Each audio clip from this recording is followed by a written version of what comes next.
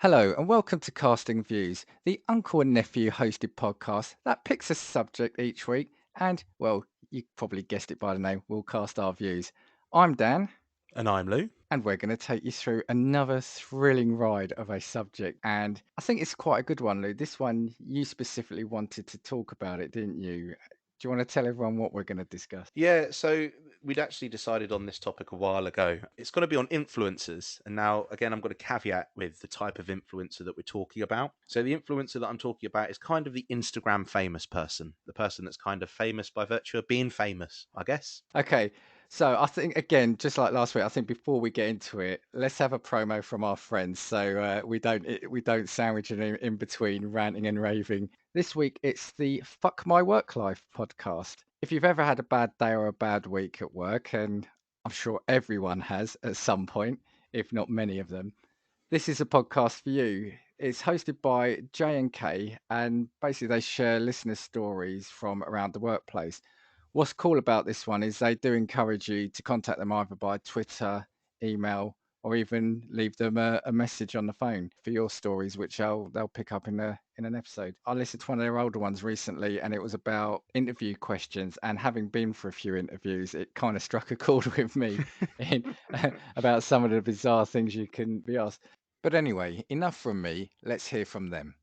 Have you ever had a bad day at work? Well, the Fuck My Work Life podcast is perfect for you. Hosts J and K share listeners' entertaining stories from the workplace, which may have you thinking you don't have it so bad after all. Find Fuck My Work Life on your favorite podcast platform.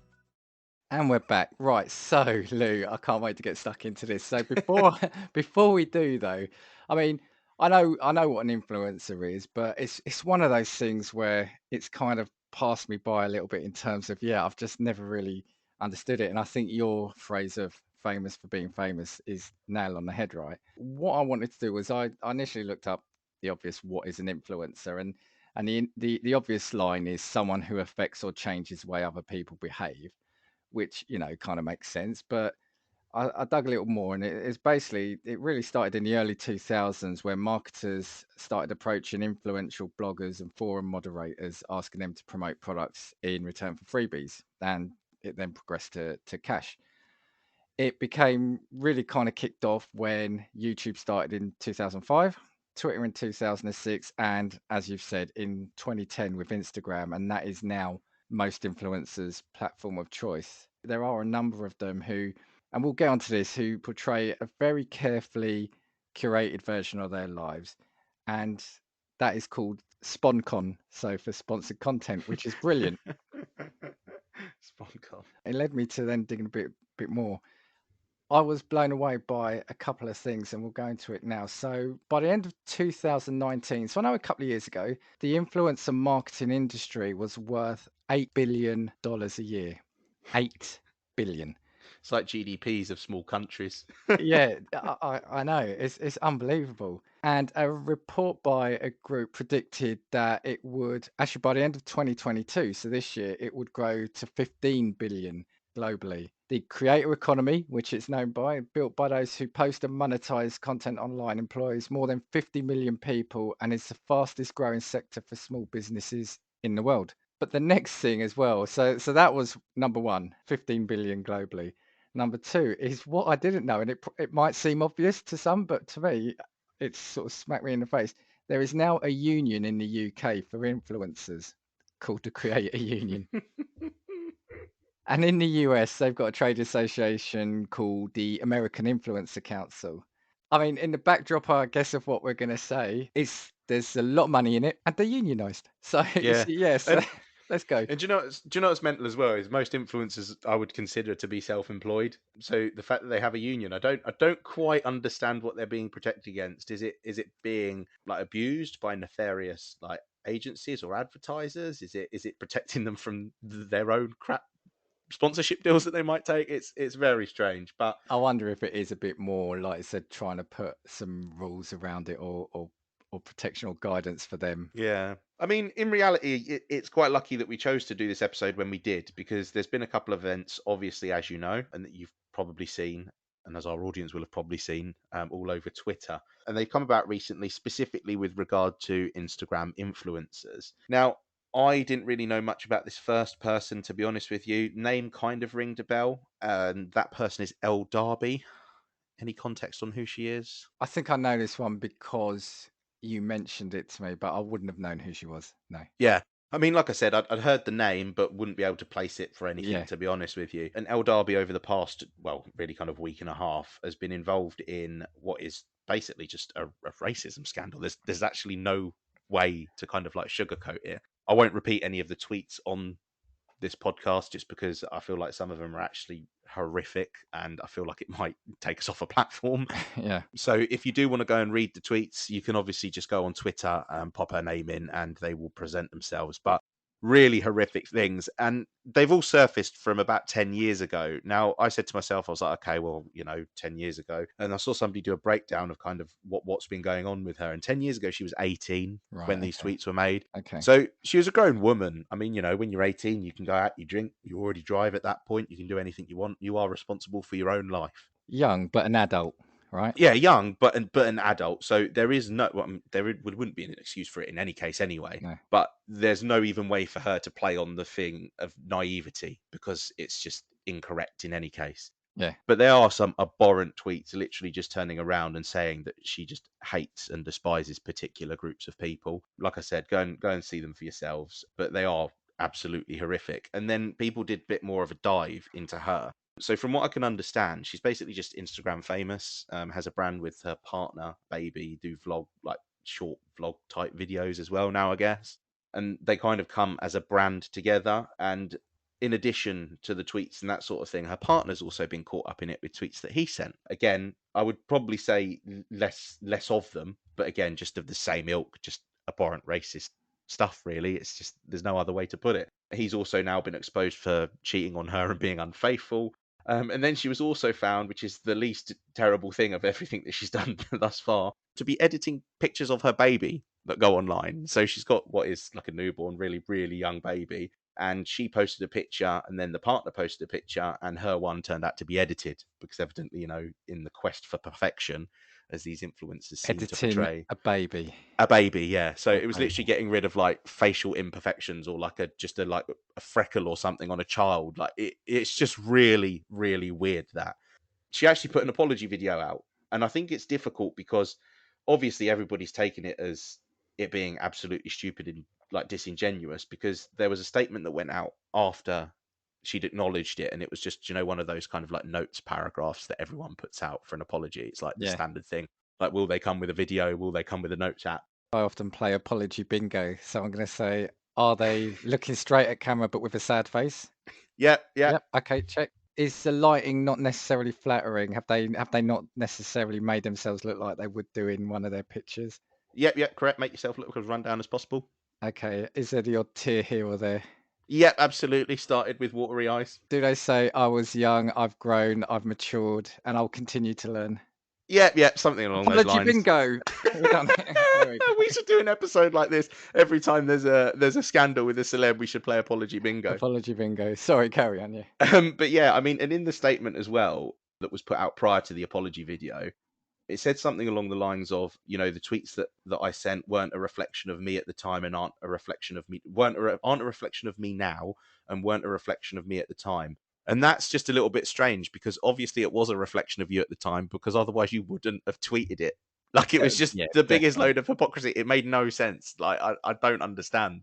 But yeah, that's one of the big scandals that's come out this week. And really it started a conversation in my mind of what do influencers actually provide us in the context of people that are famous for being famous? Because I think that people, when they rely on themselves being the brand, and I'll say this, and I don't mean it in a terribly harsh way, for the majority of the time, there's no discernible talent is the common theme amongst the collection of people that we might continue to talk about.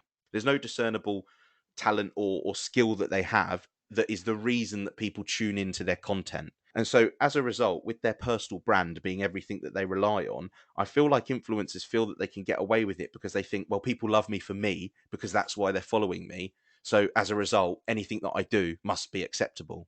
That's kind of the perception that it gives me. The ones I know are generally because they've appeared in a reality show over here, Yeah. or they've got, they look like a model, if not both of those. over here, it's the is it Love Island, isn't it? Yeah, It feels yeah, like, and if you come out of that, you're an influencer. yeah, yeah. Immediately, yeah, And so that's exactly it. To me, an influencer is just another word for a marketing tool. But rather than it being adverts or billboard campaigns, they've taken someone who is potentially, there's, they're in the eye for a split second. Let's exploit that. yeah, yeah. And that's the thing. I think that influencers as well jump on the bandwagon without having an appreciation for, number one, the audience they reach, and number two, their own flaws in reality. And I think that that's evident from the fact that this girl has built an entire brand about her family being like a loving family, and it's all wholesome content with family vlogs. When in reality, she's turned around and evidently had an absolute hatred for just particular groups of people. And it's just a little bit disgusting to me, because it's kind of like you've built yourself to be, this wholesome person, when in reality, you are just a bit of a piece of shit. And this is only in the instance of El Darby, because obviously what she's done is inexcusable. And like I said, people, when they see a scandal like this, will immediately be like, well, is it something that's taken out of context? So, you've seen people that have made jokes, for instance, that would have probably been acceptable 10 years ago, and no one batted an eyelid at. But this is inherently, in and of itself, something different. It is Yeah, horrific. I've seen it. And whether you like that or not as well, there's a difference between edgy humor and to what I saw the comments saying they hated a particular section Yeah, of yeah, society. That there's a difference between the two. Some yeah. people may still not like the humor side of things, and I get that. Just coming out and saying, "I don't like these people." You've left a line behind you. Yeah, yeah, and the thing is as well, it's just like it's just all of these tweets were just made in such like they were just statements, and I just thought to myself, I was like, number one, what even possesses you to post that to the people that you're following anyway, and what makes you think that the people that are following you will just happily turn around and accept that? And I know it was a long time ago; she probably had 30 followers on Twitter who were all her dipshit friends anyway, right? Because inevitably, if you saw that, like, I've never seen a tweet like that in my life from Yeah. anybody that I've ever followed, and wouldn't expect to. Because the thing is, as well, right? I just feel like influencers have got less self awareness about them as well. Because I immediately as well went to El Darby's Instagram page, because I thought, well, the comments on this are going to be very, very bad. And one really, really stood out to me. Now, obviously, her tweets are about lots of different subsections of society. And one of them turned around and said, you know what? I'd loved your content prior to what's happened. But as a young Indian girl, there's absolutely no way that I can ever watch this again. And I just, sorry, ever watch you again. And I just thought to myself, imagine being a person who's invested so much time, or potentially financial support as well, buying the shit that you would hawk right through your Instagram, watching your vlogs, only to realize that the views that that you've reflected, right, literally are just hatred towards that person. That person sitting at home behind their screen who's invested so much time in you, all of a sudden realizes this person actually hates me because of the way that I am. Yeah, and that's absolutely a really good point. Because, and you said it earlier, the danger is also that the person is the brand.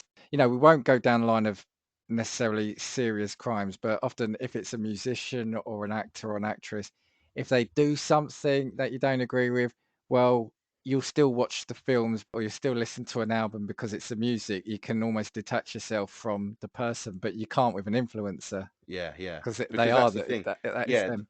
you are invested in the person. Yeah. And that's what the difficulty was. And that comment kind of struck a chord with me, because I thought it must just be a slight again, I just couldn't think about the person, that the demographic of people that she's spoken about who would be invested in her content have all of a sudden been completely invalidated by things that she said. And it's just such, and then the way that the apology comes out and says it's not a reflection of who I am now, and even a reflection of what I was. And I'm just thinking, but that's just disingenuous. You're now lying to it. You're literally now lying to backtrack to try and save yourself, because you've realized, like, it just makes no sense to me. But if I'm being honest, I want to move on from El Darby, because I don't want to give her any more airtime. Before we do, did you say how she got to fame? Do we know? If I'm being honest, I just think she was an Instagram influencer that built a Right, following. I mean, there right. was a period of time where lots of Instagrammers actually did build huge followings on Instagram. More difficult to do now, just because the market's oversaturated, in my opinion. Yeah. But that's what I think she did. She then started putting out videos and vlogs. I mean, and the thing was as well, like, it was strange to me how invested people are in influencers, because I went and searched her name on all social media platforms just to see what was going on with the event, because for a period of time, this is all the internet was talking about, it was all on my feeds.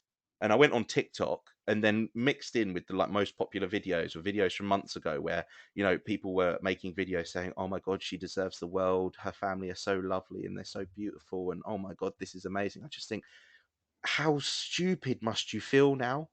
You've Yeah. invested your time into a person who's then come out, and all of this stuff has come out after the event, and they've been brave enough and so brazen as to put it on a social media account, irrespective of when it was, right?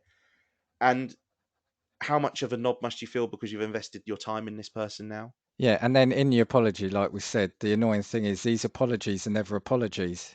Yeah, yeah. In the sense They're of it's not that wasn't me. I'm a different yeah, yeah. person now. No, it was you. Own it. Yeah, yeah, and that's the thing. Like in reality, I mean, there's actually no way to get around. There's actually no way to get around this in my mind. I think she's lost about 100,000 followers at the point of us recording this episode.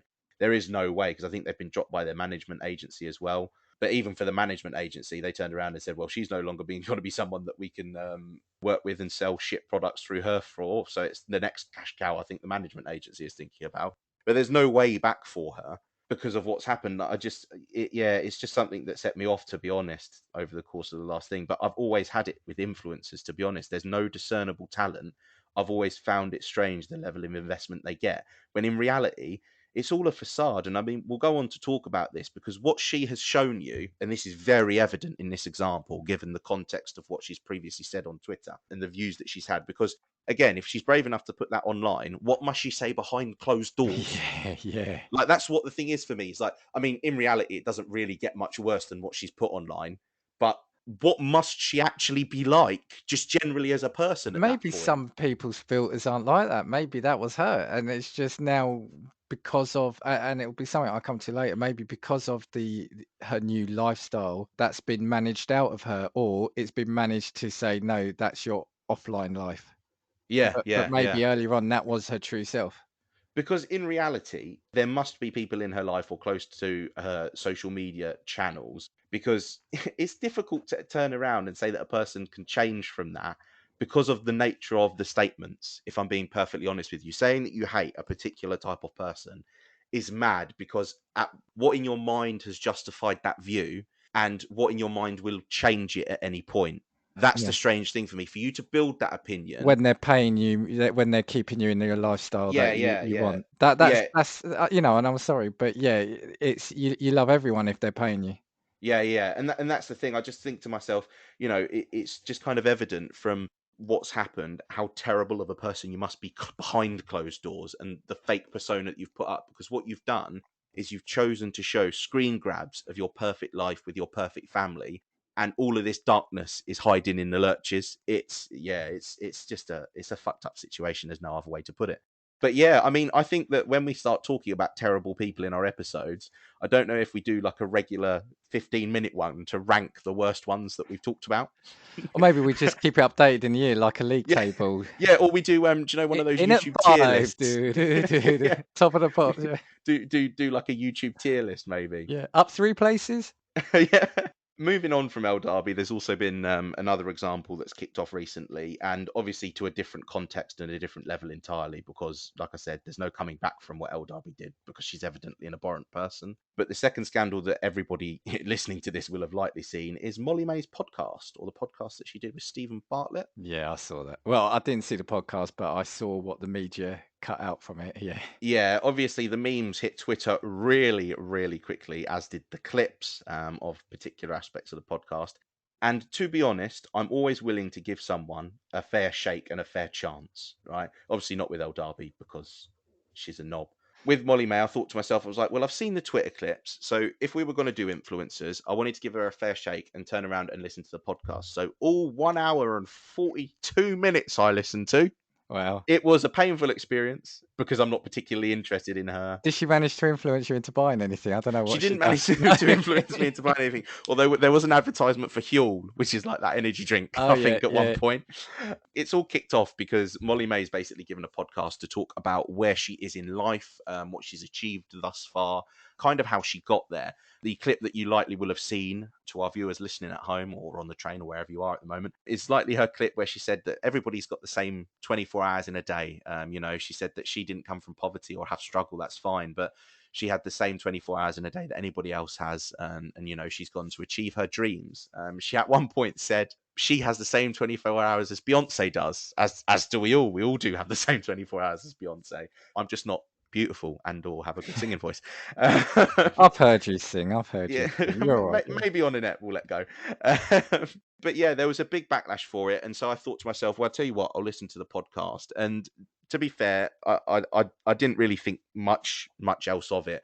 The statements that she made, I think, were really hypocritical. And again, like we said, just very not self-aware, not understanding That's who you exactly are. it. That's exactly it. And that's really, I think, what the problem is for it. Because again, the people that buy your products or follow you online are all very normal people, right? They buy your products because they buy into you as a brand. So all of a sudden, when you say something either abhorrent like what El Darby said, or disparaging about the people that are buying your products like Molly-Mae said, you're going to get backlash for it. There is just an expectation that's going to happen. There are a couple of other points which didn't really hit the Twitter sphere meme as much as they probably should. The Twitter army assembles when there's a scandal. I mean, there are Oh some my God, creative honestly, people out there. honestly, you know what? Is as soon as you see your name trending on Twitter, you better find the biggest hole to go hide in, because there's no way that you're surviving. When I wake up in the morning, do I check the news? No, I look at TikTok to see what most of the videos on TikTok are that morning to see right what's happened overnight.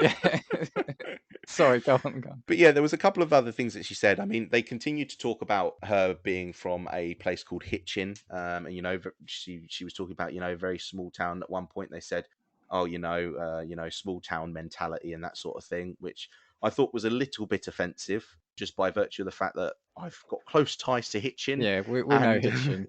yeah, we know Hitchin, and I think she was a little bit unfair about the way in which she was talking about it. She was also a little bit disparaging about her parents. Now, she said that both of them were in the police force, and she said at one point, she said, you know, what motivates you? And she said, well, you know, I came downstairs and I used to sit in the living room with my parents, and just seeing them live normal lives just absolutely terrified me. Like it was just something that I knew that I immediately didn't want.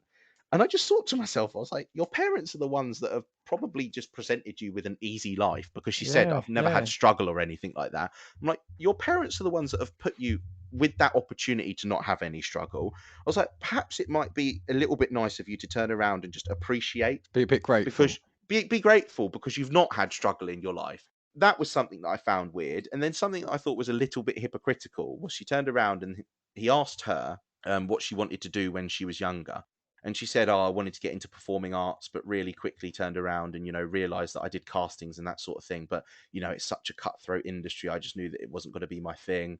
She then went on to say about being a fashion buyer and went to fashion school, but that obviously didn't happen because she got into Love Island prior to that happening. And it was strange given the fact that literally 3 minutes earlier, she'd said that everybody has the same 24 hours in a day. And again, because it's a lack of self-awareness, it's like, well, you've just turned around and said to me that you can achieve anything with your 24 hours, go chase your dreams and that sort of thing. But your dream was performing arts, and you're blaming the industry as the reason as to why you didn't get in. Yeah. Which is hypocritical to me. Similarly with the fashion buying stuff, well, you didn't get into that. And she went on to say that she had a really good Instagram following prior, but then went on to say that she had to move from Manchester because she couldn't pay her rent. So she said she was doing really well anyway. And, you know, everything that she's built now. But in actual fact, before you went to Love Island, because the whole premise of this podcast was that she didn't take her success from Love Island, which inherently is a stupid state. The only reason I know her name is because I know, and I don't watch it, but I know she was in Love Island. So there you go. Yeah, this is the thing, because I mean, the memes that hit Did she Twitter win when it? Love Did she Island's win on. it? Or I don't think she did. I think she came second, if I remember rightly. But her and her partner Tommy Fury, who I'll have a comment on, yeah.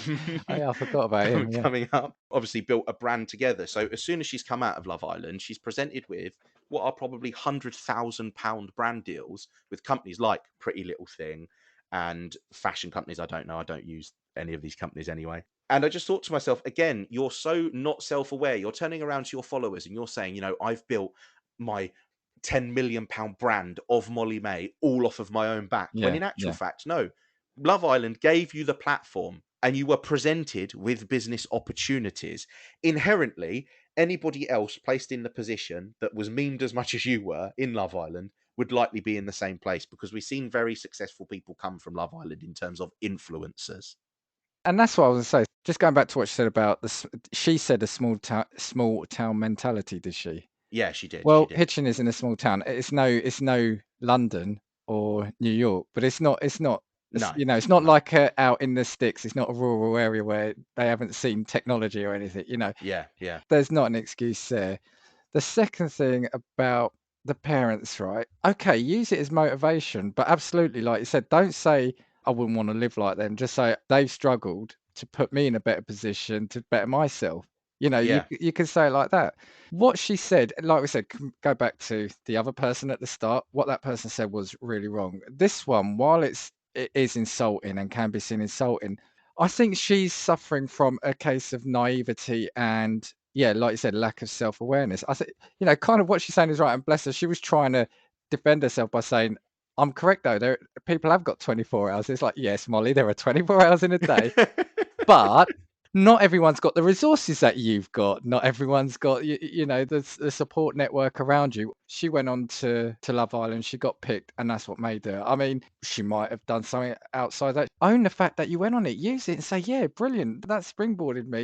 You've got to put yourself out there to do it. But no, she's used that, and I think in her head, how old is she? Was she 24? 22, Oh, 22. she's I think 22, it's so 22. Yeah, she is young, probably in her head. And I know people, and I've seen people like this in quotes, horrible quote, the real world, say the same thing that they've earned a lot, that they've look at what they're doing, look how successful they are, but haven't necessarily said, well, the money's been in the family. yeah, I think she's convinced herself that she's built this empire up, and that appearing on Love Island wasn't a lucky break. It was a strategic thing, which obviously she had to apply, but she's earned it because of that.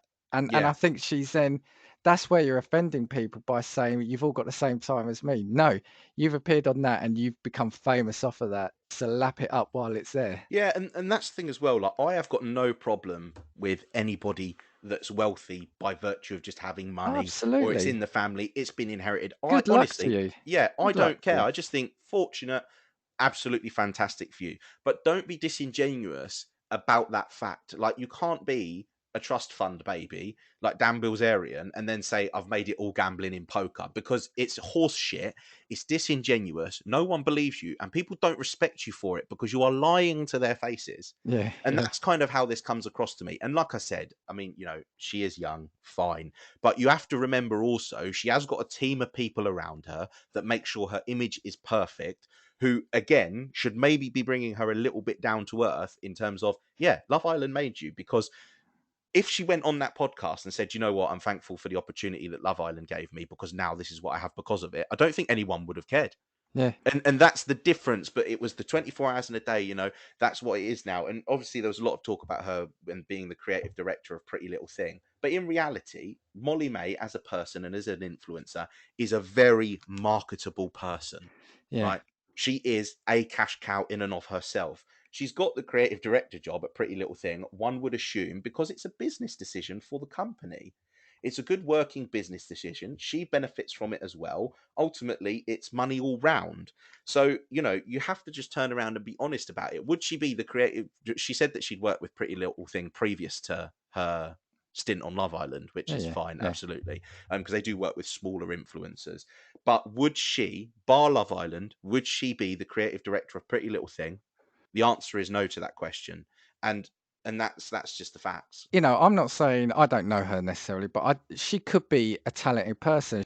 But the thing is, what she is doing, for example, like people go on the X Factor or Britain's Got Talent. You could level the same criticism of that. They haven't worked their way up through the pubs and clubs. I don't care if they've got the talent and it's spotted and it's used, then fair play. But the thing is, like you said, she's been picked because she was the face and she was the flavor of the month for appearing in that program, which has gone from strength to strength. Like I said, it's become really popular in this country, hasn't it, Love Yeah, Island? And yeah. and and it does seem to be the vehicle to get you into fame. So just like you said, would she have been the creative director of that? No. Who knows what she might have done? But own the fact that you've had the luck. Now, what you were saying about her saying this and she's having a team of people to maybe rein her in. No, I think what's happened is that this is what happens when someone who has been tightly managed is given a little bit of freedom and slips up.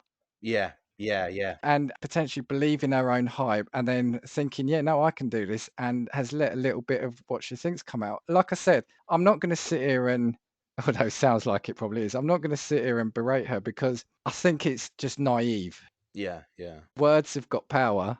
You've got to think about how you use them. Do you know what I mean? Yeah, and this is the thing as well that I've said before. When influencers are the brand in and of themselves, you have to appreciate that the level of significance of your words means even more, because there is nothing else. There's no, like I said, discernible talent. That sounds horrible, but there is no other discernible talent, right? So as a result, everything that you say is going to be closely inspected because that is your brand, and your words will hold weight. Like the 6.5 million people I think that follow her on Instagram, and she's turned around and said, "Yeah, your parents' lives didn't want that for me.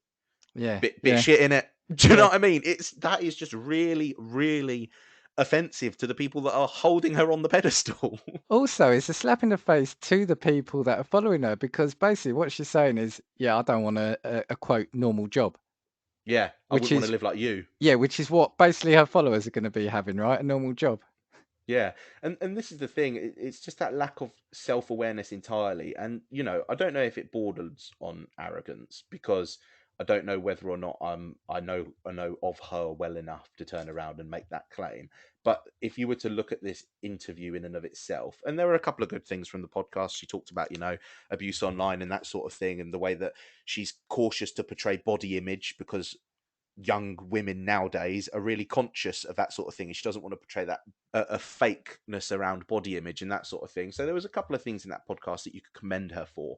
But like I said, it was just again, I think that your point is fair where you turn around and say it's kind of almost the mask slipping, because this is what we've seen with influencers. When it's happened like this, all of a sudden they get embroiled in a situation that is of their own making, and it makes you wonder, is this just you not being controlled by the PR team? Because in it as well, she turned around and said that her life's really like managed to the minute, which is strange because she's just, on her Instagram stories, apparently sitting in bed with a Frappuccino or something, Yeah, yeah, or with Deliveroo turning up to our house 6 times a day. And it's strange because she said that her manager was basically her best friend, and she said that she had a really small circle of friends just generally. So it makes me think, is everybody that's in her life just there for the purpose of business? And that's maybe as well what the problem is because when you're surrounded by people who would turn around and say, well, you're the brand, this is what you are, you're amazing, you're this, you're that, you will lose that self-awareness ultimately, won't you? Because yeah, you've got no yeah, appreciation for the real world. It was just a strange podcast. I mean, obviously, like I said, I don't think she's a terrible person inherently. I yeah. still don't really have an opinion on her here or there. However, Exactly. when you've got such a huge audience, you have to be cautious of the fact that your words have weight.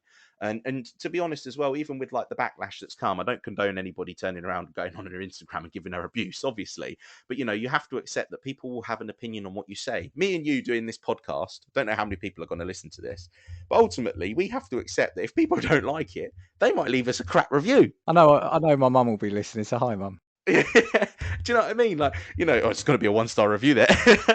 But do you know what I mean? We just have to take that with the territory because that's how it comes. So I Exactly, think exactly. it's also unfair for people to turn around in defense of this. When you've got legitimate criticisms of a person, it is fine to air them as long as it's a legitimate criticism. Like I said, I'm not condoning anybody going to her Instagram page and just giving her hatred for the sake of it. But I think it's fair to make judgment on people who have a huge influence in potentially society, especially amongst young people. When they fuck up, I think it's fair to have an opinion. Do you know what it is? What she's saying is no worse than the things you see, or sorry, hear on The Apprentice. Yeah, The difference being they are almost laughing figures on that program now. yeah, They become caricatures. And like I said, we've got to go right back to the start. What an influencer is, someone who tries to change and affect the way people live, or how they live, or what they consume. And that's a pretty powerful thing if that is in fact what's happening. And that's the thing, if you're then telling your 6.5 million followers, whatever, I don't know what our parents are, but working in a shop or driving a bus or working in an office, if that's, oh my God, that's appalling, I don't want to do that, and you can all do what I've done, like, you've got just as much time in a day as me, so sort yourselves out. That's just wrong. yeah. And the thing is as well, a lot of people have said, oh, she was trying to be legitimate with it. But in reality, if we applied what was said to any other industry, we would think it was stupid, wouldn't we? If a footballer came out and turned around and said, everybody's got the same 24 hours in a day. You could be the best footballer as good a footballer as I am. I'm like, yeah, but also in terms of practicality of life, some people aren't in that position. Similarly, like, if a racing driver came out and turned around and said, everybody's got the same 12 hours in a day, you could have been in my position. Yeah, but not everybody's got access to a go-kart when they're 8 years old. I've got 24 hours in my day, but I don't have Nike coming to me saying, "Do you want these things for free?" And, Yeah. just if you take a picture of them. And I don't have, Ferrari saying, "Do you want to drive our latest car?" Yeah, that's not happened in my 24 hours for many years. Yeah, and the thing is as well, there was a little bit about Tommy Fury. Now he was obviously embroiled in a online beef with Jake Paul, big American YouTuber, came off of Vine, now like a semi-professional, I guess considered a professional boxer. And during the whole like beef, Jake Paul had offered him £1 million to turn around and fight him. He said, "I'll give you £1 million," and at the time, it still is obviously would have been Tommy Fury's biggest ever payday. Right, Wow. because Okay. I've spoken about his professional boxing record. He's not famous because of boxing. He's famous because of Love Island, right? Because I have got a 0 fight record in my professional boxing record. I've Yeah. won 0, lost 0, and I've still got a better record than all of his opponents thus far. Okay. There you go. So it's just a bit of an illustration. And he went on video to his Instagram followers in a message directed at Jake Paul and said, £1 million wouldn't even get out of bed for £1 million. Like, not worth anything to me. I'm about bigger life than that. This, that. And I thought to myself, I was like, number one, as a boxer, you are not entitled to that £1 million because you, as a boxer, are not worth £1 million for a fight, right? The reason you're worth £1 million is because of the name that you hold, because of your social media status, because that's how you're famous. And also, you're turning around and putting this message out to Jake Paul, directed at Jake Paul, but the only people that are going to see it are your fans because they are the ones that are watching your Instagram. And you have just told all of the people that follow you and love you as a brand that £1 million to you isn't worth wiping your ass on. Yeah. And Yeah. and that to me is just an offensive thing to say. I just think, again, if you'd have said it if it had been any other context in terms of any other industry, a footballer turning around and saying, "Oh, £1 million in a salary is nothing to me," that sort of thing, like you'd turn around and be like, "What an arse." Yeah. And that's the thing. I think it's the entitlement that comes along with influencers makes them think they can get away with either saying things that they definitely shouldn't and doing things that they definitely shouldn't. See, that's the thing that I wouldn't get out of bed for XYZ has been said a number of times in the past. It's often by people who are at the peak of their profession. And I Yeah. think they've almost earned, nobody should ever say that deep down if we're analysing it. If they've earned their way up there and they are the best at what they do, you can kind of sometimes see why they're saying it. It's almost like an insult, like to a lesser opponent. Yeah, that's the thing. If you are a prime Floyd Mayweather, yeah, you can turn down £1 million, but that's because it's evident that you are inherently worth more than £1 million. But when you are Tommy Fury, who all he's doing is getting drunk and hasn't ever made a purse like that in boxing ever, you don't have a right to say that. And if I hear that name, I just think of his brother.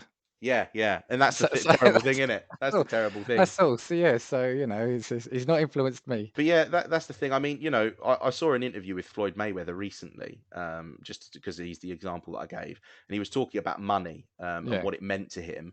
And he turned around and he said, obviously, he said, you get to a point where I've been in my career where you've been getting $50 million checks and $100 million checks and $20 million checks. He said, but the check that was always most important to me and the one that I enjoyed getting the most was the first one that I made for $100,000. All He right. said, because Okay. I realized when I made that amount of money, he said, I'd realized that I could now help everyone that was around me. He said, that was the most important one to me because it had taught me that I had made it, as in the talent that he had. That was the moment he made it. And it was almost, I'm not saying that he's discarded the $50 million checks, he said, but that was the one that was important to me. And like I said, from somebody coming from a statement about £1 million not being worth anything, right, to then Floyd Mayweather, who's made £100 million, telling everybody about how that first one was the most important one for him. It's just an offensive thing. That story about the 100,000 check. The thing is, that has come at the end of a boxing bout, right? Yeah, And he's worked that, and that's the culmination of that training and yeah, the beatings he's probably taken in the yeah, ring, yeah, yeah. In the gym, in yeah, yeah, training, yeah, yeah. yeah, And that is something. That's earning now. Yeah, he that becomes pocket change to what he was earning later on. But the thing is, there is that satisfaction if you've done something. I can imagine, can you imagine if that you've trained and you've trained and you've trained, and then you get that check? You must say, right, that is my motivation now. But that's the That's what I thing. need. Like, Floyd Mayweather has been outed before for not being able to read, but he still had enough self awareness to turn around and say, that first one, which is nothing compared to what I've made in my career, is the one that I was most grateful for. And it just shows an appreciation for where he's come from, the work that he's put in, and the talent that he's used to get there. Whereas, like I said, with the influencer sphere, because there's no talent, there's just entitlement. Yeah, I don't know. It is a funny world. I mean, influencer does the opposite to me. When I see the word influencer, I'm like, right, I don't want anything of what they're having. Yeah. You Yeah. know?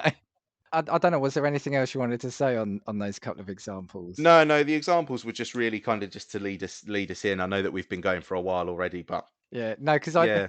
I knew you'd have a couple of specific things. So I just then looked in and around about the kind of like the influencer or not necessarily scandals, but kind of negativity or press. Now, before I do, there's actually a couple of little things that so we've mentioned a couple of times in other podcasts, but here tonight about fake lifestyle and portraying a fake version of yourself. I saw a video. Now I'm just trying to have a look. So there are so many how-to guides on how to look good on Instagram.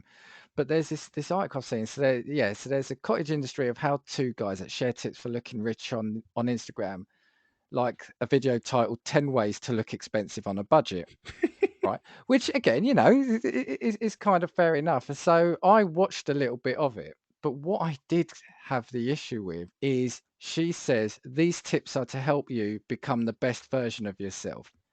Now, to me, because it's in a video of 10 ways to look expensive on a budget, that is saying if you don't look wealthy, you look crap, you look like shit. Yeah, yeah, yeah. You might find this hard to believe. I'm no fashion guru, but if I can take some tips to look good, right? Absolutely right. I'll do it. I'm not saying I don't want to look good.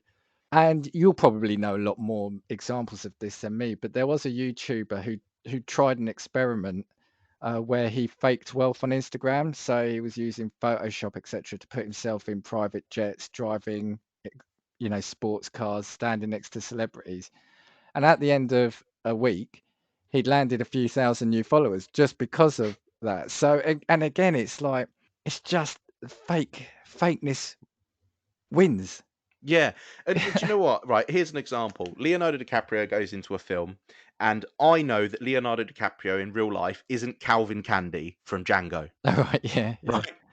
Right, I know that. So when I go and watch Django, it's all fiction in terms of the portrayal that he is putting on screen. However, the difference between influences is they are essentially acting, but they are trying to portray to you that that is their real self, and yeah, that's how they're trying to make yeah. money from you. Spot on. Actually, That's the yeah, disingenuousness behind it. yeah. I accept that I go and watch Leonardo DiCaprio, who will act for me and know that he isn't that thing. Whereas influencers are going online to act and trying to benefit by pretending that that is real. But what annoys me about the influencers is not necessarily where they're faking or being disingenuous, and it's not necessarily just them. A number of, I'm going to say, footballers have done similar things in the past, but it's where they then are almost mocking. Well, I'm going to call it mocking. They won't say it is, but like during COVID, where we've had lockdowns after lockdowns, a lot of the celebrities are splashing parties that they're having on Yeah. Instagram, and it's almost like it's rubbing. They're not doing it for that, but it's like rubbing people's faces in. So there was a couple of weeks ago, I think now, there was well, for a start anyway, during pandemic there were loads of influencers were going to Dubai because I think Dubai was open and may still be open for travel. They were going over there and they were calling it essential work, which I'd love to have that kind of be an essential worker where it involves going to like a sunny destination and just sitting on the beach being given stuff by big brands. But that, to me, again, during a time when everyone was struggling, either because of being locked down or because they were losing work, they just felt crass to me, Yeah, yeah, right? yeah, And even I think last week or the week before, there was a plane full of influencers going, can't remember which way. It was either from Mexico to Canada or Canada to Mexico. I can't remember which way around. But they were basically flaunting not just COVID rules, but also aviation rules, and that partying on, drinking, vaping, partying on the plane. Oh yeah, here we go. Sorry, yeah, I've just found it. So it was on Canadian government launches probe into a wild party on flight from Montreal to Cancun, where maskless influencers drank alcohol and vaped. They've faced fines for flouting aviation and COVID rules and have had their return trip cancelled. Well, that just shows they don't even necessarily, the followers are just what helps them get their contracts rather than people they actually think or care about. Yeah, yeah, yeah. Not going to say that for all influencers. I'm sure there are good people. So, you know, like I said, we're not saying this for everyone. Like these people, they just obviously don't care. They don't, again, delusional, naive, or blinkered that they don't want to see what's going on around them. Yeah. And do you know what? Just cutting back as well to what you said about the influencers that went to Dubai, I think that's an interesting example because I think it leads into a train of thought that is the motivation behind it and the way that influencers are. People went to Dubai, and obviously, you know, there are some YouTubers that I follow, for instance, that are actually travel vloggers. It's literally what they do. They show you the world. There's that guy, I can't remember. I think his name's Drew Pinsky. I don't know if you've Oh, ever I seen don't him know. I online. don't know. I don't know. And he's famous for going to every country in the world and just basically illustrating what culture's like in every part of the world. He just goes to enjoy the culture in a country, to travel everywhere, basically, he possibly can. And he video diaries it and that sort of thing, and then makes kind of breakdown videos about where he's been, the favorite places, that sort of thing. But inherently with the influencers, I remember there was one, I think it was on Good Morning Britain, which to our American friends is just like a morning show in the UK on between like 7 and 9 or something like Yeah, that. breakfast show, isn't it? Yeah. Yeah, breakfast show. And they had an influencer on. She was like, "Oh, you know, well, how is it possible for me to make content when, you know, we're locked down and this sort of thing?" I was just like, "But you have to remember your brand is you. So if your brand is you, is it because you are scared of showing who you actually are in terms of what your life actually is? So is it because without the facility for a sandy beach in Dubai, you don't get the likes? Is it because of the not being on a private jet, you don't get the likes? Is it because of you showering in the Amazon or something like that? Is it because you don't get the likes?" And to me, it's again that point at which the mask slips and you realise that it's all just a fake facade for the Yeah. sake of the monetary gain. And Yeah. like I said, if people put it down to that and were just accepting of that, if she'd have gone on and turned around and said, "People don't want to see me on my sofa. I have to be on a beach because people want to see a lifestyle, right? That's what they're following me for." I'd be a little bit less begrudging I've against it. spent 2 years on a sofa. I'd love to see how people look glamorous on their sofa because that's what I want to try to aim for now. You know, yeah, travel. I'm going to come on to something later, so hold your horses on that one because there's one that wound me up at the time when it happened. I'm going to run through some fails. Let's call them influencer fails, right? And I just want to get your take on them. So this one was called "Never Let a Crisis Go to Waste," right? So I think it was in 2018. Not sure if you remember, but there was really bad wildfires in California, and I Yeah. think it killed around 85 people. So opportunistic influencers used the disaster for self-promotion by posting pictures of themselves with hashtags. Now, I'm going to send you the pictures shortly, but I'm going to read first. What I'm going to do is, sorry, I'm laughing because I've seen the pictures again, and it's just unbelievable. The first one is called is so these are Instagram. It's got hashtag current mood. Seeing all of the unreal destruction in Malibu from the fire, it has always played such a central role in my work. I'm so sad for those affected and for the world to be losing such majesty. Sad face. Nice message. Nice message, right? It is. I'm just sending you the picture now. Right, so have a look at that. Right, do you see it? Right, and I'll explain it for the listeners at home. It's a man on a rocky beach on his own. He is totally naked. He is standing profile to the picture, holding probably a stick, a branch that goes up to the neck, and he's leaning on it, looking down sadly, and that's what is covering his manhood. It's I, basically a I, th- spot on I description. think I think I've described that right, haven't I? And to me, that's like, oh my god, you absolute arse, right? I mean, I can see his absolute arse as well. You know, the thing is, a message on its own is fine, right? It's you know, he said it all, but then to put the picture, it's made it about him. But the thing is, as well, even with the picture, there's no context of what's going on. So there's no context even in the photograph Yeah, of destruction of the fire. He's yeah, literally yeah. stood on a pebbly beach with his dick stick covering his Dick manhood, stick, I bet. right?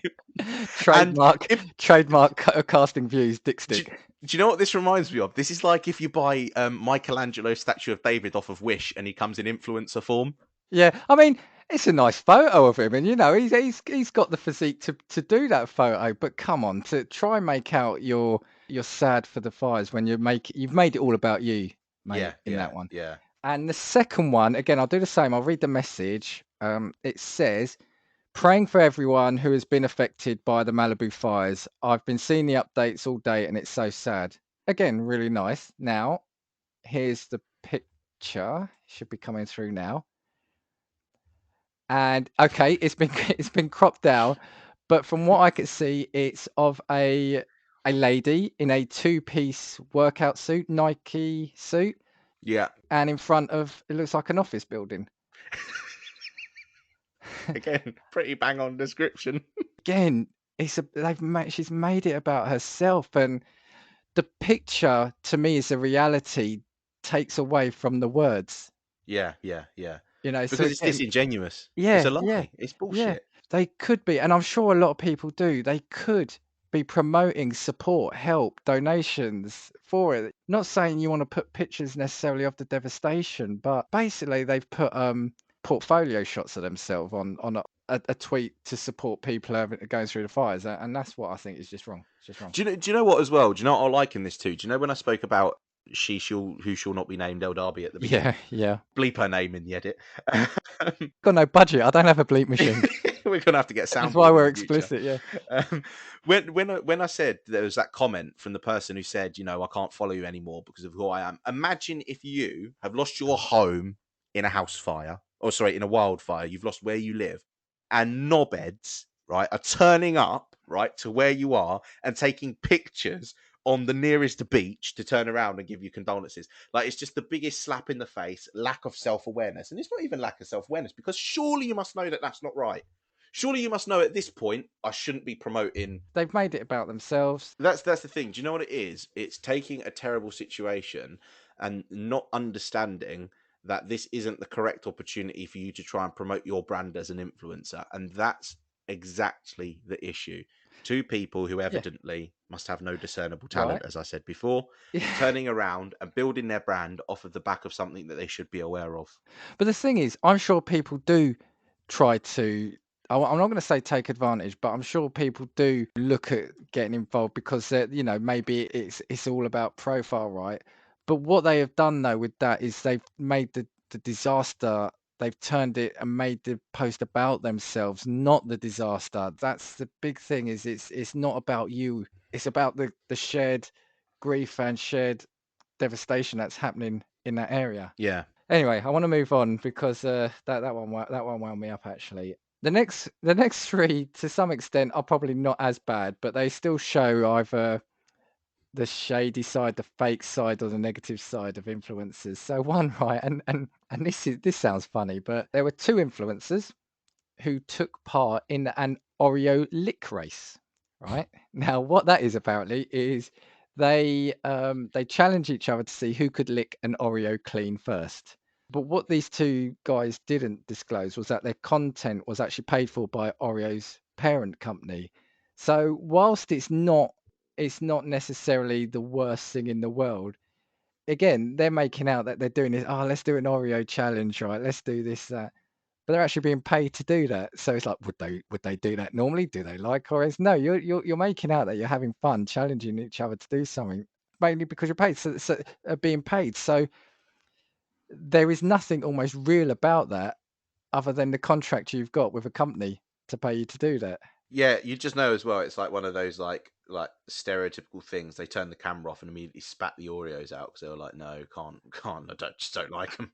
They probably spat that out, and the next thing was the next biscuit they've been paid to promote, or the next drink they've been paid to drink. That's what it is. They probably ran through it, and that's what it is. I mean, look at us, how we're kind of thinking the worst of them. For me, I will now look at things and say, and I'm probably just really skeptical is the word. That's right. And I'll look at something. And I think I said to you before, you mentioned one of the podcasts about a celebrity drinking a bottle of water, and I said, yeah, probably because they've been paid to. And Yeah. that's me now. I'm just skeptical. It's like everything. It's like anything you're seeing. It's like, is it real? Okay, the next one. I'm laughing because again, you'll have seen it. The Fire Festival. Yeah, yeah, Right?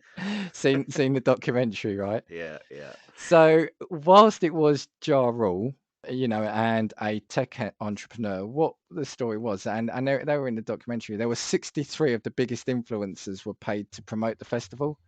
The influencers posted an orange-colored tile on their social media accounts with the hashtag Firefest, and the first one of these posts got 300 million impressions in 24 hours. Bloody hell. That's monumental numbers, that is. Yeah. And for me, okay, people that advertise things, you don't necessarily know up front. I mean, how much due diligence can you do? I'm not saying they necessarily knew it was going to be the shambles that it was, but it just shows that it can't have been in place, because we've all seen it. We've seen how bad it was. It's just like go where the money is. Were there any questions asked, or did they just say, "Yeah, we'll go to this island. We'll go, in the beach. We'll go on this party boat, and yeah, we'll take the money." I don't know. Yeah, and that's the thing. There's just no consideration for anything. It's with the examples that you've just given, it just seems like everything's a constant money grab. Yeah, if there was an attempt to say, right, is this a legitimate thing? I'd be surprised. Yeah. Do you know what it is with the whole promotion of the products thing? It's led me to something that I remember watching a long while ago, and it's to do with the YouTuber Jackmate. Jackmate's British YouTuber, got a podcast now. I think it's called Happy Hour, where he gets celebs on, that sort of thing. But he used to make videos on YouTube, kind of like those 20-minute things. And one of them was basically pranking Love Island stars into promoting a fake product. All right, yeah, So what he did is he basically wrote to a load of like management agencies or these people direct, and he created a fake brand of cosmetics called JAQ. yeah, JAQ, the first word, which is Jacques, yeah. and then MAIT, Jacques Mate Cosmetics. Okay, okay. Very And he well hidden. Very well yeah, hidden. yeah, very well hidden.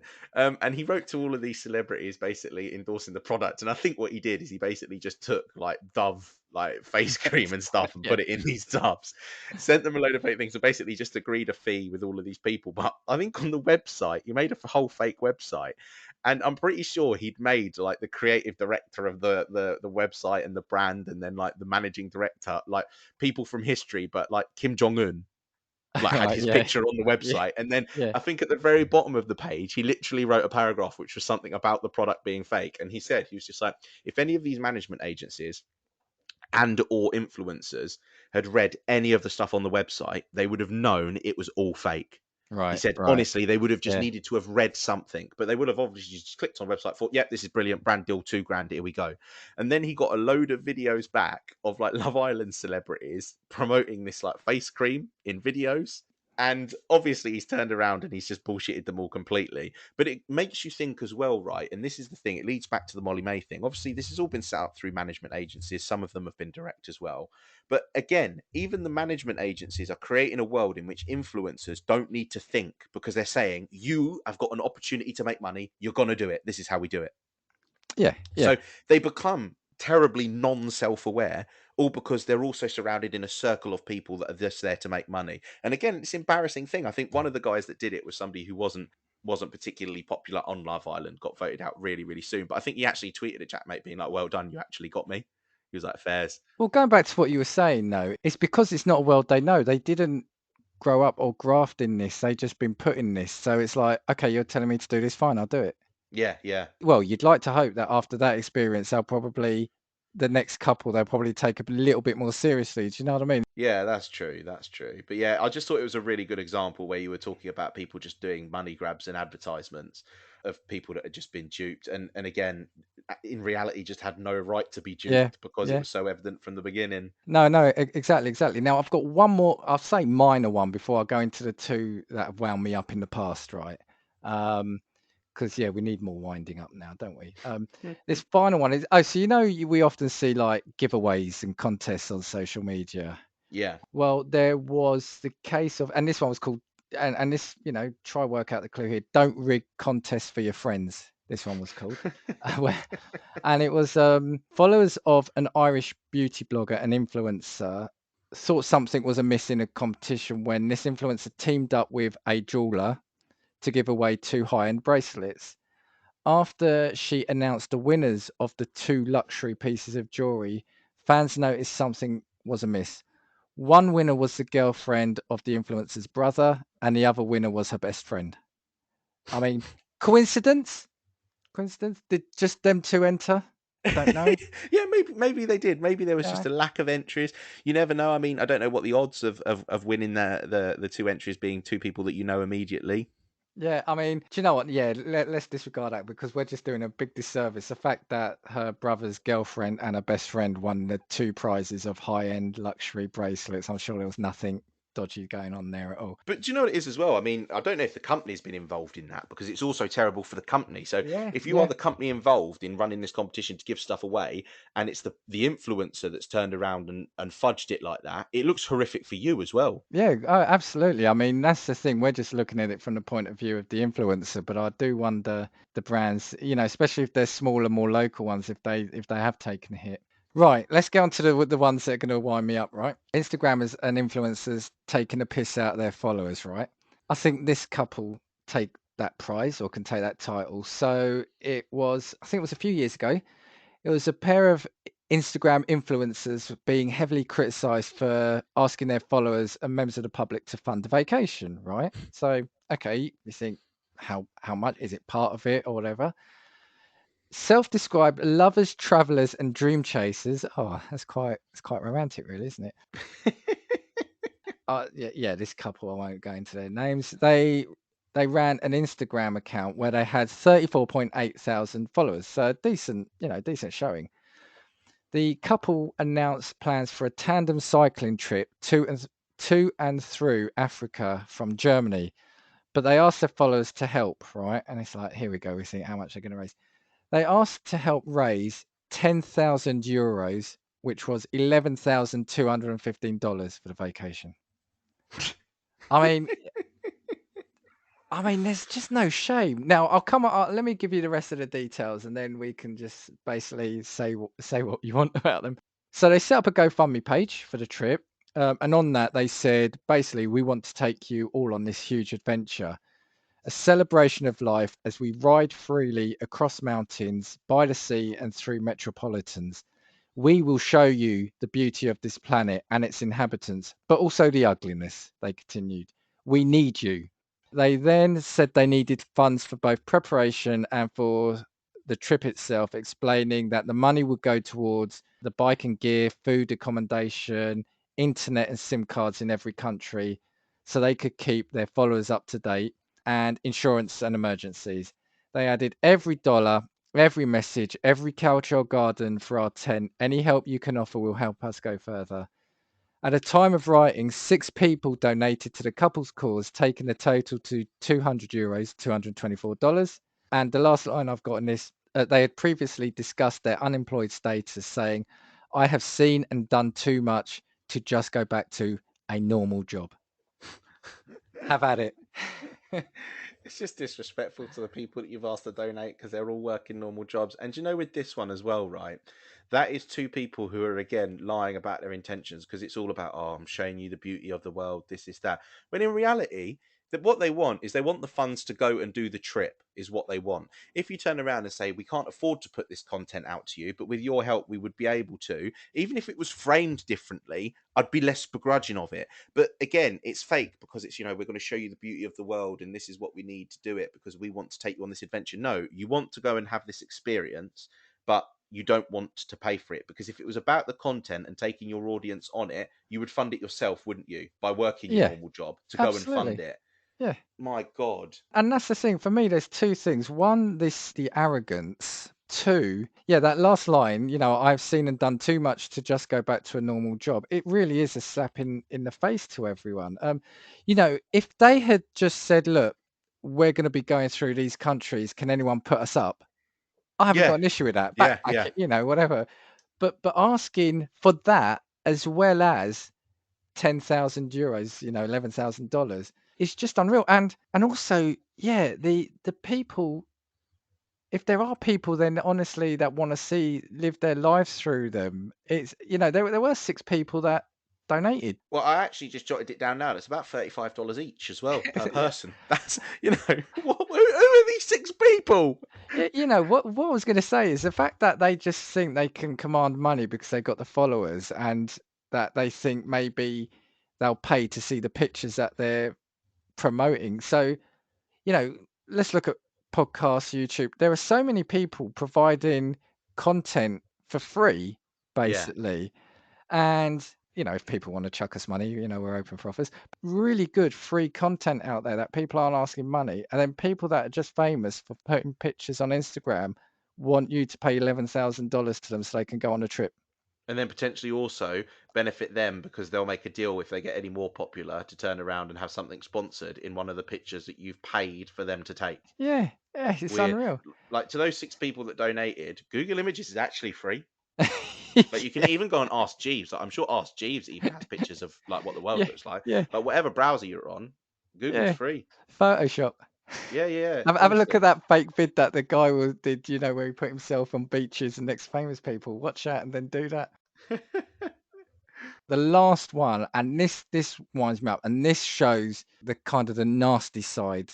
And it's not, nothing overly horrific, but have you I hadn't, I only found it, I knew this area of discussion, but I hadn't heard of this. But have you heard of the hashtag couscous for comment? I've not actually. No, I hadn't. I mean, I like couscous, but it sums it up. I'll go into the description, but it's basically influencers trying to get free food from restaurants, and if they don't get it, they'll say, "Right, we're going to break you," kind of thing. Yeah, yeah, Amazing. yeah. So one day I'm not sure when this was. This, Who are they turning into? The fucking Sopranos. yeah, yeah, yeah. It's like even Drago in Rocky Four. I will break you. Basically, one day in April, whenever this was taken, a chef and part-time owner of, I think this was, yeah, Australian restaurant, was checking his emails when he saw a request from a contestant on an Australian reality TV cooking show.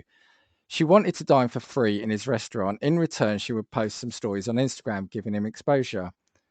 This guy didn't need the exposure. The restaurant was is one of Australia's hottest restaurants, which I think is brilliant, and celebrities such as Katy Perry ate there when she was in town. By the way, she paid for her food.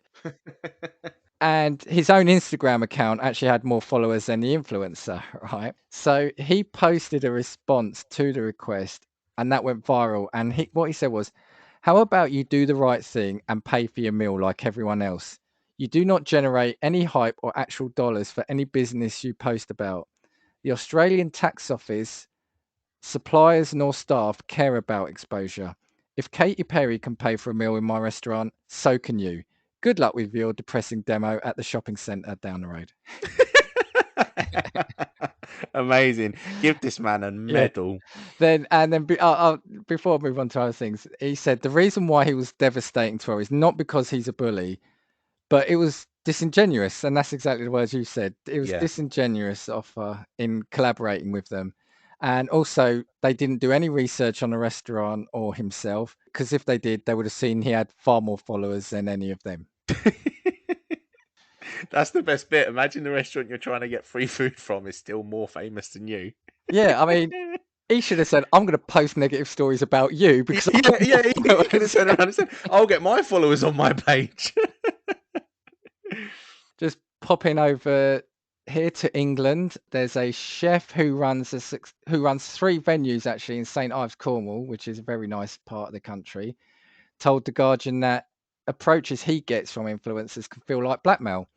It's like people try and blackmail us. We want stuff for free, or else we'll write a bad review. Only this week, a customer who wanted a discounted glass of wine but was made to pay full price took her complaint to social media. Within 30 minutes, there were hundreds of extra comments on the post, many of them negative. You feel like you have to monitor every social media thing. People want to take you down. He said he's approached several times a week by influencers wanting free food. Most offers he declines, and he also has to spend a large part of his time dealing with online reviews and scams. And that's the thing. That's the point as well, where being the like nature in which the entitlement presents itself as well, because it's a case of like them turning around and at this point saying, well, if you're not going to benefit me, I'm going to be a detriment to you. But rather than saying, okay, fine, we won't come in then, or we tried, or okay, all right, look, we'll come in and we'll pay, we'll see what if you are a good restaurant or not. It's like, no, we're going to hurt you. And that Yeah, just shows the vindictive side. yeah, I yeah. think you said that at the start, we said at the start about the mask slipping. Yeah, yeah, and that's what it is. Because the thing is, as well, it's damaging for, well, it's horrific for the influencer in terms of their persona in two ways. Because number one, they're trying to get something for free, and inevitably, and trying to destroy a business along the way if they don't conform to what they want. And also, it's confirming to all the people that follow them that said, well, if you'd have gone to that restaurant, they would have given you a free meal, regardless of what you thought of it. You would have said it was fucking fantastic, wouldn't you? Yeah, Because you exactly. got it for free, and that was the Yeah, deal. yeah. Well, actually, we'll come on to that. Now, the thing is, okay, he runs 3 restaurants. I'm not going to say he's a struggling restaurateur, but I don't know him. I'm not going to say he's mega rich. But they're going to someone who's trying to make a life. That's his livelihood. Yeah, yeah, yeah, This isn't a game. If they lose 1,000 followers, they'll probably pick up another 1,000 next week, the influencer. yeah, But this is someone's reputation, right? yeah, And in the food game, that's everything, right? yeah, yeah. Now it's like, they could help. They could help these people, and they would come out of that good as well. Because if they've gone and had a great restaurant, it's like, oh, look at them. They're helping support businesses. Yeah, yeah, It's a yeah, win-win. exactly, exactly. And why has this guy got to spend a lot of his time dealing with fake online reviews and scams when his life is probably difficult enough in terms of running 3 restaurants? And that's the thing, where a person's brand is themselves, they must think that everything they do is correct. And so as a result, if someone challenges that, they must be the one in the wrong. Yeah, Kind of leading on for that, I can't be specific about it because it's something that went through my timeline really quickly on Twitter. yeah. But I saw a story of a musician, and I think they were like a songwriter. Um, and they posted messages between them and an influencer who said, "Oh, do you want to come and do my wedding?" That sort of thing. And he's just like, Okay, "Yeah, yeah, that's absolutely yeah. fine. We'll organise like a fee, that sort of thing." And she's like, "Oh, no, no, no. I was just thinking that maybe you could do it for free because, like, obviously, it's got to be a wedding that's got loads of other influencers at it. Think about like the exposure that you'll get, and also all of the other business opportunities." And the response from the bloke was, "Right, so you want me to do a gig for free?" Right, because you're promoting me to all of your influencer friends, who will then turn around and want me to do gigs for free because I'm promoting them to all of their followers. He was like, so what you've done is you've invited me to do something for free, in which everybody's going to expect me to do that same thing for free. So in reality, it's not actually a business opportunity for me. It's just a way for you to save 400 quid. Absolutely. And I've got a few in this one because this one does wind me up. There's been a lot of bad things we've said, but for me, it's just that all they're trying to do, they're not even trying to make money out of this. They just want freebies, right? Yeah. So going back to the hashtag, so Couscous for Comment was started in 2016 by a co-owner of a bar and restaurant in Sydney, so we're back in Australia, after an influencer contacted him asking for a free meal in exchange for a favourable review. And this is what this guy has said. Any review where the payment is a free meal, you're not going to get an objective outcome, which is Yeah. spot on. Yeah. It's Yeah. spot on. As for the influencers who promise exposure, with influencers, you have no idea how tangible the outcome is. So much of it is guesswork, so much of it is fake followers. What is in it for a restaurant to give away $100 worth of food and drink, and someone has, for example, the majority of their followers outside of that country? Yeah. Which is true. Exactly. Yeah. Which is true. I mean, just because I'm in the UK, a lot of my followers could be in North America. Yeah. How's that going to help the business down the road? In Perth, there were reports that restaurants were giving away free food to Instagrammers because they were too intimidated to say no. And it's going Really. back to the thing about who are they, the Sopranos, but that's kind Yeah. of what it's coming across, Yeah. protection money. It's extortion. It's Yeah, literally yeah. extortion. At a cafe, the manager said she was getting 3 or 4 requests from influencers for free food every week, and she never turned them away. The main reason behind this is a fear of negative publicity or backlash. In Brisbane, a restaurant there, the owner was a victim of fake reviews after it turned down a request from an influencer for a free meal. After the influencer requested $400 worth of free food and was declined, the restaurant co-owner and chef posted his partner's response on Instagram saying, "I'm not really sure when or why it became acceptable to exchange an Instagram post for years of hard work from 2 small business owners. This is not something we are interested in. We run our business with dignity, honesty, and integrity." Within 24 hours, the influencers had posted 2 fake Google reviews, one saying, "Very rude, I would not go back, disappointing food." But because the restaurant is so small, the owners greet every diner, so they were able to call out the post as fake. Part of the problem, as far as chefs are concerned, is a sense of entitlement among influencers. And, and that's it. And that goes back to what we were saying. That's a cafe, husband and wife or partner, and they're being intimidated, strong arm Yeah. trying, $400 of food. Yeah, and the thing is as well, they're minding their own business. Like they've not asked you to go in there. They've Yeah. not turned around and approached you. You've approached them. You've approached them, and they've said no. Even if they tell you to do one in the most rude, horrific way possible, you don't have an entitlement to ruin their business. Yeah, I mean, like I say, I feel for those ones who were giving the food away because they were too scared not to. Yeah, yeah. And the thing is, it would have spread, wouldn't it? Yeah. Because influencers are all in the same circles as well. So they would have said, "Oh, this place will give you free food if you've got X amount of followers." What I'd love to know about those is to say, were they at least giving them publicity? Yeah, Because yeah, the impression I get is they were saying, right, give us free food or we'll give you negative publicity. They were giving the food, but not giving them any publicity. But yeah, if they yeah. weren't getting it, they were, it is extortion. It's that superiority complex where they think they can go in and demand free stuff because Yeah. that's what they think they're entitled to. It's shocking. You know what, as well? Do you know what's really funny? If there are any people involved in organised crime that are listening to this, they're probably turning around and thinking, you know what? There's a brilliant idea there. Like, we don't Yeah. even need to. We don't even. They're like, put the baseball bats away. We just need an Instagram account. Yeah. Oh my word. And the thing is, I wonder how many of these huge influencers are how many of the followers are bots or bought accounts as well. Yeah, yeah, exactly. Because that's another thing. Like, there have been so many scandals where it's been influencers caught with fake followers and that sort of thing. You know what they are? They're the no profile egg profile picture, aren't they? Yeah. A With the number in name the that's like, name. yeah, that's like, AK9279114_72 or something like that. Like, Joined yesterday. it'd be amazing if anyone does have that username. I'll listen to this recording back and search for it.